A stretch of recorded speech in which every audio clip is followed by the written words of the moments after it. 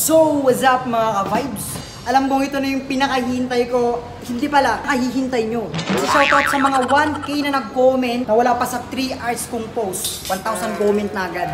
Oh my God. Gusto ko makita ang kalbo yung buko eh. Bago ako magpaalam sa buko, gusto ko muna siyang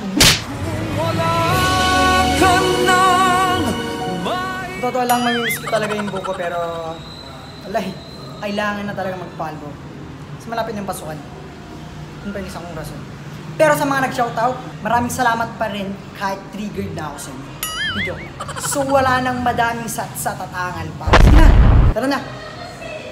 Pakalbo na.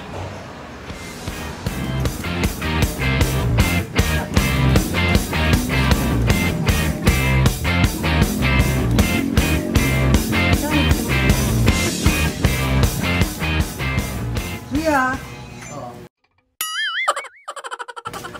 So, andito na tayo. With Kuya. Nagupit sa akin. So, sana maging maganda yung resulta. Ha? Yung maganda sana. Nagkalalim muna natin isa. So, ito ano? Sige, kaya. Ay, shit eh. Hirap din kasi sa buhok. Ha? Hirap sobra. Tsaka malapit na rin yung pasukan. Bye, dreadlocks. Oh, no!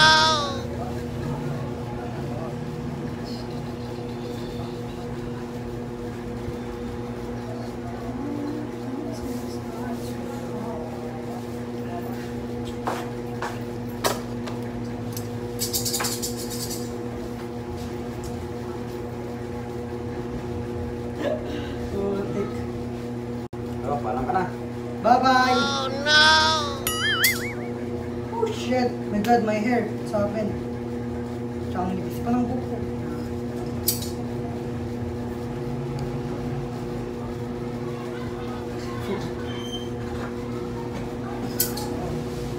Kaya sa pagkakautan. Nag-eskwela din na nursing pare. Ay?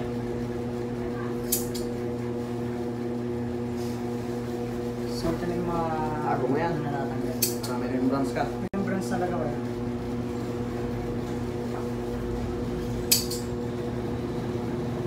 Hapon. Ano na, lumipis pa yung buko. Nagpa-dreadlock ko. Bad trip. Ibis mo. Lumipis.